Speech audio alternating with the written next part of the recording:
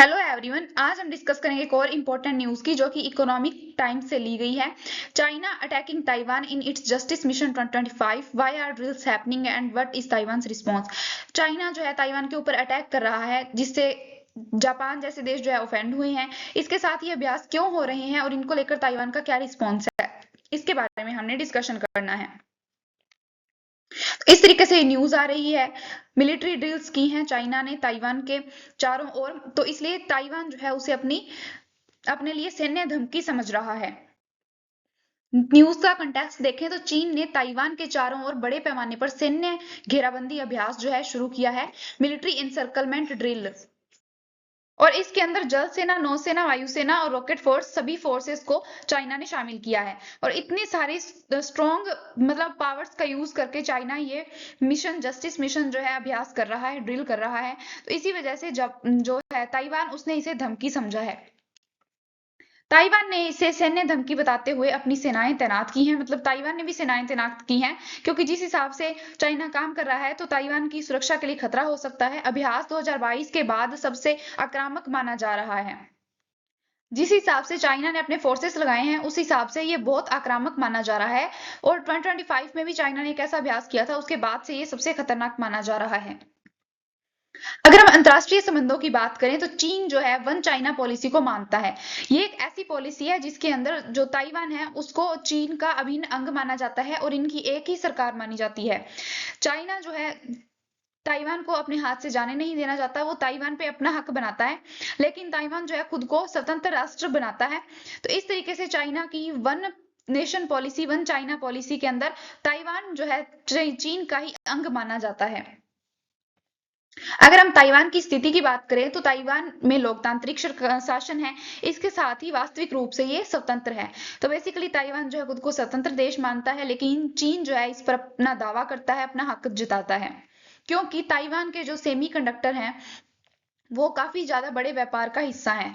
और इन्हीं सेमीकंडक्टर को लेकर जो है, और ताइवान स्टेट जो कि बहुत बड़ा व्यापार होल्ड करता है, समुद्री व्यापार का बहुत बड़ा हिस्सा होल्ड करता है, उसी वजह से चाइना जो है ताइवान पर अपना हक जताता है और इसे अपने हाथों से जाने नहीं देना चाहता। मुख्य मुद्दा संप्रभुता बनाम आत्मनिर्णय। क्षेत्रीय सुरक्षा पर क्या प्रभाव पड़ेगा इंडो पैसिफिक क्षेत्र में। ताइवान स्टेट जो है वो विश्व व्यापार का समुद्री मार्ग का 40% जो है समुद्री मार्ग से होता है ताइवान स्टेट से, तो इसी वजह से ये बहुत ज्यादा वैल्यू रखता है। इसके साथ ही तनाव बढ़ने से इंडो पैसिफिक क्षेत्र में स्टेबिलिटी प्रभावित होगी।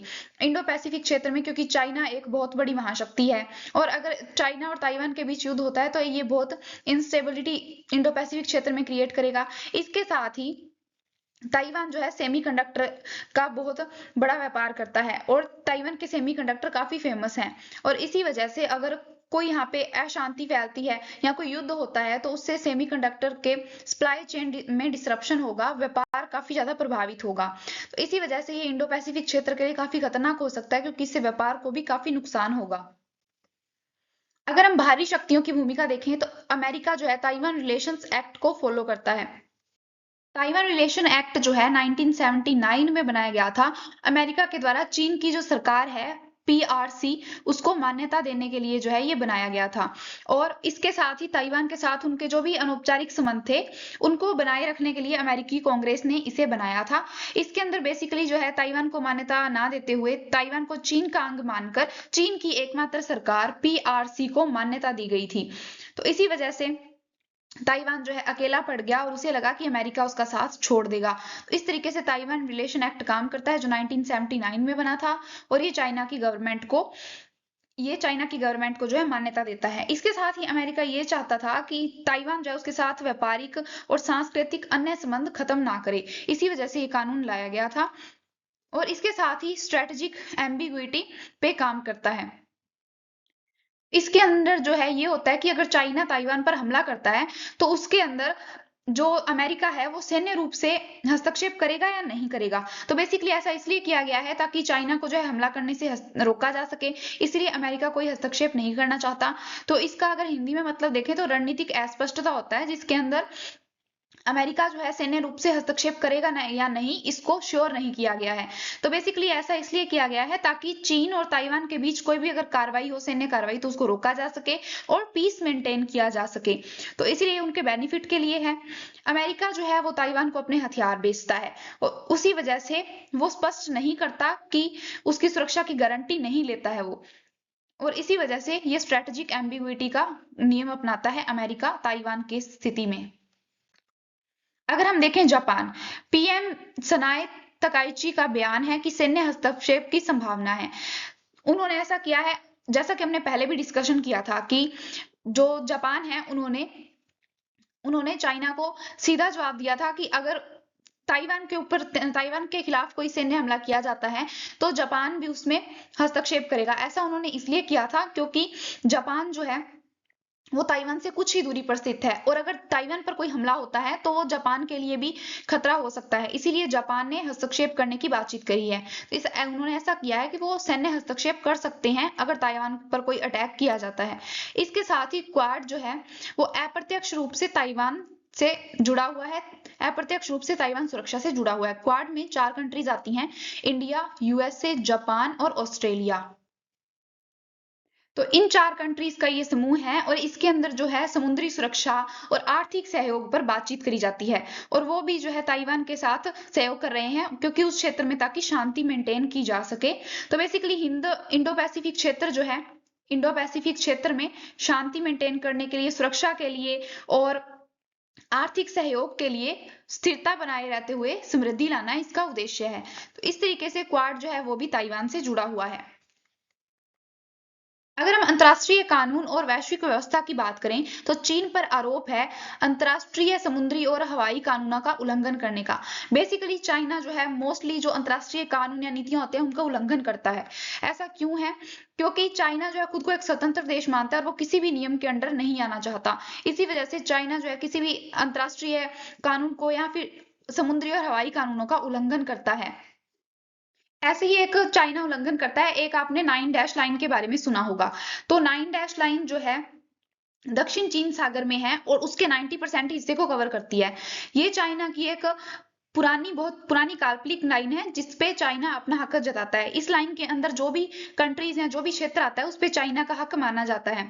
तो इस तरीके से चाइना इसके ऊपर भी अदालत में, जैसे वैश्विक अदालत में, अंतर्राष्ट्रीय अदालत में इस फैसले को 9 डैश लाइन को ले जाया गया था, लेकिन चीन ने इसको अवैध करार दे दिया और उन्होंने बोला कि चाइना की स्वतंत्रता को ये प्रभावित करता है और चाइना एक स्वतंत्र देश है, इसलिए वो 9 डैश लाइन को मानेगा, अपने नियमों को मानेगा और बाकी किसी भी नियम को नहीं मानेगा।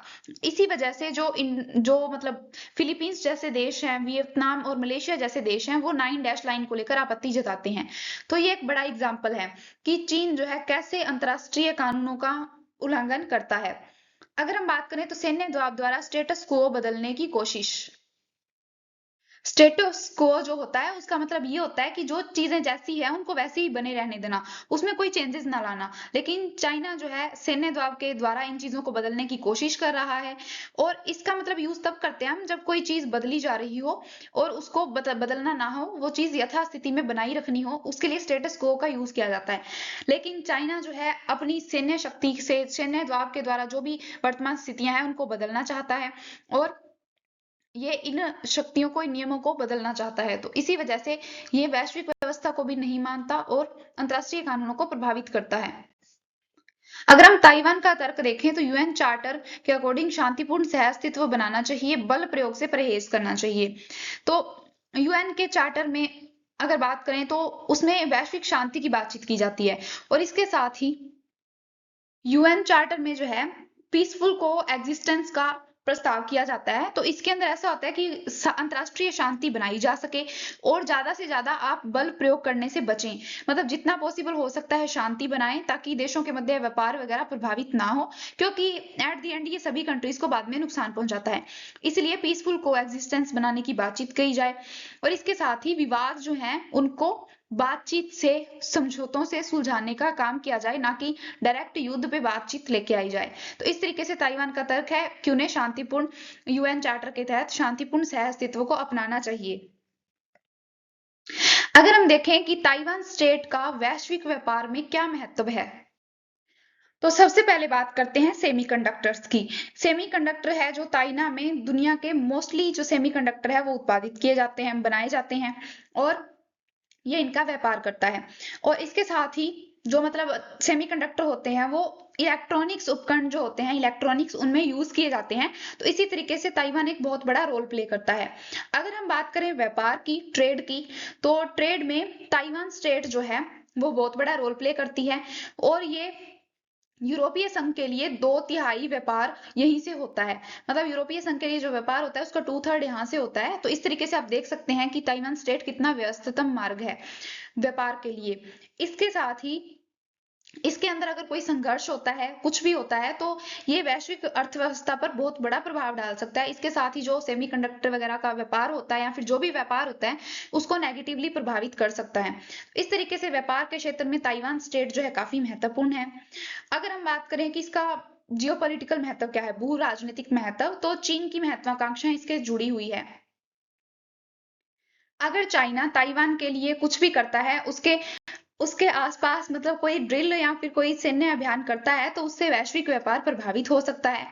इसके साथ ही हिंद महासागर के क्षेत्र में, इंडो पैसिफिक क्षेत्र में जो है अशांति बन सकती है, जो इसे काफी प्रभावित कर सकता है वैश्विक सुरक्षा को। तो इस तरीके से इसके प्रभाव हैं। अब बात करते हैं भारत के लिए महत्व, मतलब भारत के लिए इसका क्या महत्व है, इसके बारे में हम डिस्कस करते हैं। रणनीतिक प्रभाव देखें तो की भारत जो है वन चाइना पॉलिसी है, उसकी बढ़ती आक्रामकता के लिए चिंता का विषय है भारत के लिए।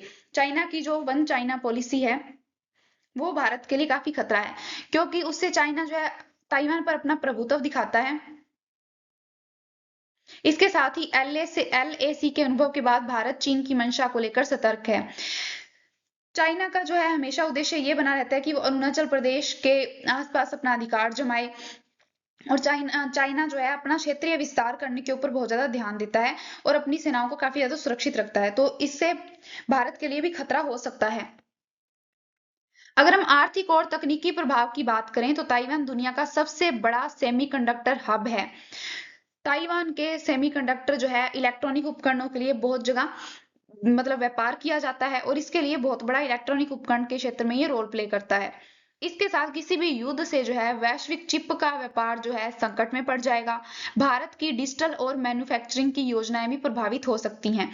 मतलब भारत भी अगर ताइवान से सेमीकंडक्टर लेता है तो वो भी, भारत का व्यापार भी उसके साथ प्रभावित हो सकता है, और भारत में जो डिजिटल और मैन्युफैक्चरिंग का काम होता है सेमीकंडक्टर चिप की हेल्प से, वो भी रुक सकता है। इसलिए भारत को बहुत ज्यादा प्रभावित कर सकता है अगर ताइवान के ऊपर कुछ हमला होता है, अटैक होता है और इंडो पैसिफिक क्षेत्र में अशांति होती है। अगर हम भारत की नीति देखें तो भारत खुला समर्थन नहीं करता, लेकिन इंडो पैसिफिक में रूल बेस्ड ऑर्डर का समर्थन करता है। मतलब इंडो पैसिफिक क्षेत्र में जो रूल्स बनाए गए हैं सभी देशों के लिए शांति मेंटेन करने के लिए, पीस मेंटेन करने के लिए, उनका भारत समर्थन करता है। तो उसी वजह से चाइना ने पहले जो है ड्रिल्स शुरू की हैं, तो चाइना को शांति बनाने के लिए इसे रोक देना चाहिए। और इसके साथ ही ये ताइवान की सैन्य स्थिति के लिए खतरा है। स्ट्रेटेजिक ऑटोनॉमी बनाए रखना, भारत जो है सामरिक स्वायत्तता यानी कि स्ट्रेटेजिक ऑटोनॉमी पे फोकस करता है कि कोई भी देश है वो बाहरी बाहरी दबाव के बिना या फिर किसी गठबंधन के बिना, बिना किसी डर से अपने देश के लिए काम कर सके और अपने देश के लिए नियम कानून बना सके। तो भारत इस पे फोकस करता है कि ताइवान भी जो है अपने लिए बिना किसी दबाव के कानून बना सके और स्वतंत्र राष्ट्र की भूमिका अदा करे। इसलिए भारत भी स्ट्रेटेजिक ऑटोनॉमी पे कार्य करता है। अगर हम आंतरिक सुरक्षा और सैन्य रणनीति की बात करें तो चीन की सैन्य रणनीति है grey zone warfare. Grey zone warfare जो है उसमें ऐसा है कि आपको शांति और युद्ध के बीच की स्थिति है। मतलब एक जगह आप शांति पीस मेंटेन कर रहे हैं, एक जगह आप युद्ध कर रहे हैं। शांति पीस एंड वॉर के बीच की स्थिति है, जहां धोखाधड़ी से या फिर जैसे साइबर अटैक कर दिया या कोई दबाव बनाने की कोशिश करी या चालाकी की, तो उसको बोला जाता है ग्रे जोन वारफेयर। तो इसमें जो है दुश्मन को कमजोर करने की कोशिश की जाती है, और चाइना इसी पॉलिसी पे काम करता है जिसमें वॉर और पीस के बीच की स्थिति का यूज करता है। अगर हम बात करें ब्लॉकेड स्ट्रेटजी की, ब्लॉकेड स्ट्रेटजी में जो है एक ऐसा घेरा बनाया जाता है जिसमें सारी अपनी सेनाएं लगा दी जाती है, जैसे कि पनडुब्बियां लगा दी, वायुसेना, जल सेना और स्थल सेना, इस तरीके की सारी सेनाएं लगा दी जाती है और इन सबको समन्वित करके उपयोग किया जाता है। ताइवान के चारों ओर भी नियंत्रण बनाने के लिए अभी जैसे कि जस्टिस मिशन इन्होंने शुरू किया है, तो वो भी बिल्कुल ऐसा ही है जिसमें उन्होंने अपनी सारी सेनाएं लगा दी है और उसके चारों तरफ ड्रिल अभ्यास शुरू किया है। तो ये है ब्लॉकेड स्ट्रेटजी। और इसके साथ ही सी एयर कंट्रोल और साइकोलॉजिकल प्रेशर बनाने की भी चाइना बातचीत करता है, उनके ऊपर प्रेशर बनाने की, दबाव बनाने की कोशिश करता है और अपनी वन चाइना पॉलिसी को लागू करवाना चाहता है। भविष्य में बिना युद्ध के दबाव बनाना और धीरे धीरे जो है ताइवान को अलग थलग करना इसका उद्देश्य है। मतलब कि बिना युद्ध के ताइवान जो है, ताइवान के ऊपर चाइना ऐसा प्रेशर बनाना चाहता है कि वो खुद से चाइना के अंडर में आ जाए और ताइवान को पूरी दुनिया से अलग थलग कर देना चाहता है। बाद में जब पूरी दुनिया से अलग हो जाएगा ताइवान, तो उसे एट द एंड चाइना की हेल्प लेनी पड़ेगी, ताइवान उसकी हेल्प करेगा, चाइना उसकी हेल्प करेगा ताइवान की, और बाद में हो सकता है उसको पूरा अपने कंट्रोल में ले ले। तो इस तरीके की जो है सर्कमस्टांसेस बन सकते हैं। चाइना जो है यही पॉलिसीज अपनाता है कि वो या तो लोन वगैरह देता है, बाद में उनके देश के कुछ हिस्सों को कब्जा कर लेता है, लेकिन यहाँ भी ताइवान के ऊपर भी बिना युद्ध के दबाव बनाकर ताइवान को अलग थलग करके ताइवान के ऊपर पूर्णतः कंट्रोल करना चाहता है। अगर हम निष्कर्ष की बात करें वे फॉरवर्ड, तो सैन्य दबाव कोई समाधान नहीं होता है। समझौता, शांति से बातचीत कर ली जाए, उससे अच्छा ऑप्शन कोई नहीं होता है। संवाद, कूटनीति और अंतर्राष्ट्रीय मध्यस्थता आवश्यक है। संवाद के माध्यम से अगर किसी मसले को सुलझाया जा सकता है, कोई स्थिति अच्छी बनाई जा सकती है, तो उसे बनाना चाहिए। और इसके साथ ही भारत को जो है संतुलित नीति बनाने की आवश्यकता है। भारत को टोटली किसी एक भी कंट्री की साइड ऐसे फिक्स नहीं होना चाहिए, जैसा कि भारत ने पहले भी NAM, नॉन अलाइनमेंट मूवमेंट चलाया था, तो उस तरीके से भारत को संतुलित नीति बनानी चाहिए। रणनीतिक तैयारी करनी चाहिए, क्योंकि चाइना की बढ़ती शक्ति भारत के लिए भी कहीं ना कहीं खतरा हो सकती है। भारत के अरुणाचल प्रदेश हमेशा से जो है चाइना का टारगेट रहा है, तो इसी वजह से भारत को भी रणनीतिक तैयारी बना के रखनी चाहिए। इंडो पैसिफिक सहयोग को मजबूत करना होगा। इंडो पैसिफिक सहयोग में जैसा कि क्वाड जैसे समूह हैं, उनमें उनको मजबूत करना होगा और सहयोग को बढ़ाना होगा, जिससे इंडो पैसिफिक क्षेत्र में एक तो शांति मेंटेन की जा सके, इसके साथ ही चाइना को इंडो पैसिफिक क्षेत्र की सुपर पावर बनने से रोका जा सके। तो इस तरीके की कुछ परिस्थितियां होगी जिन्हें कंट्रोल करना आवश्यक है, वरना चाइना की जो पावर्स है वो अनकंट्रोलेबल हो जाएंगी और बाद में फ्यूचर में भारत के लिए खतरा हो सकती हैं, क्योंकि चाइना का हमेशा से अरुणाचल प्रदेश टारगेट रहा है। अगर हम संभावित प्रश्नों की बात करें तो प्रीलिम्स में क्वेश्चन आ सकते हैं कि ईस्टर्न थिएटर कमांड किस देश से संबंधित है। ईस्टर्न थिएटर कमांड है वो चाइना से रिलेटेड है और चाइना की जो पीपल लिबरेशन आर्मी जो है उससे संबंधित है ये, और ये चीन सागर के आसपास, साउथ चाइना सी के आसपास और ताइवान स्टेट के आसपास जो भी अभियान होते हैं, ड्रिल्स होती हैं, उसको देखती है। तो इस तरीके से ये चाइना से संबंधित है और ऐसा क्वेश्चन बन सकता है कि ये किस क्षेत्र से संबंधित है और या फिर किस देश से संबंधित है। वन चाइना पॉलिसी की हम बात कर चुके हैं, जिसमें ताइवान को चाइना का हिस्सा मानता है चाइना। ताइवान स्टेट का वैश्विक व्यापार में महत्व जो है वो भी हम डिस्कस कर चुके हैं कि सेमीकंडक्टर का कितना महत्व है और इसके साथ ही वैश्विक व्यापार का कितना हिस्सा ताइवान स्टेट से होता है। अगर हम निबंध के लिए कुछ आयाम देखें तो शक्ति, राजनीति बनाम नियम आधारित व्यवस्था, मतलब क्या शक्तिशाली देश है उनका उनका ज्यादा महत्व है या फिर नियम आधारित व्यवस्था को अपनाते हुए शांति मेंटेन की जा सकती है, या फिर शक्ति का यूज करते हुए हम किसी दूसरे देश पे अटैक कर सकते हैं और उसे अपने अधीन ला सकते हैं। 21वीं सदी में युद्ध के नए स्वरूप, तो युद्ध के नए स्वरूप आजकल क्या हो गए हैं कि साइबर अटैक करना या फिर किसी देश पे दबाव बनाना राजनीति के थ्रू। एशिया में उभरती भू राजनीति, इस तरीके के क्वेश्चन बन सकते हैं। मुख्य परीक्षा के लिए क्वेश्चन, चीन ताइवान तनाव इंडो पैसिफिक क्षेत्र की स्थिरता को कैसे प्रभावित करता है भारत के हितों के संदर्भ में विश्लेषण कीजिए। सैन्य अभ्यासों के माध्यम से शक्ति प्रदर्शन क्या अंतरराष्ट्रीय कानून के अनुरूप है। शक्ति प्रदर्शन जो है कानून मतलब अंतरराष्ट्रीय कानून के अनुरूप नहीं है, क्योंकि अंतरराष्ट्रीय कानून जो है कंप्लीटली शांति बनाने की बातचीत करते हैं। इसके साथ ही जितना हो सके युद्ध को डिनाई करना और आपसी वार्ता और सहयोग के साथ व्यापार पे फोकस करना और विकास पे फोकस करना, इस पे बातचीत करते हैं। तो इस तरीके से ये अनुरूप तो नहीं है पूर्णता, लेकिन फिर भी सैन्य अभ्यासों के माध्यम से चाइना जैसे देश शक्ति प्रदर्शन करके एक तरह की दबाव बनाने की कोशिश करते हैं। इस तरीके से ये थी हमारी आज की न्यूज, जिसमें हमने India China Taiwan relations, India पे उसका इम्पैक्ट, इंडो पैसिफिक क्षेत्र पे उसका क्या इम्पैक्ट पड़ेगा, ये सब कुछ हमने डिस्कशन किया। आई होप आपको ये समझ आया होगा। Thanks for watching.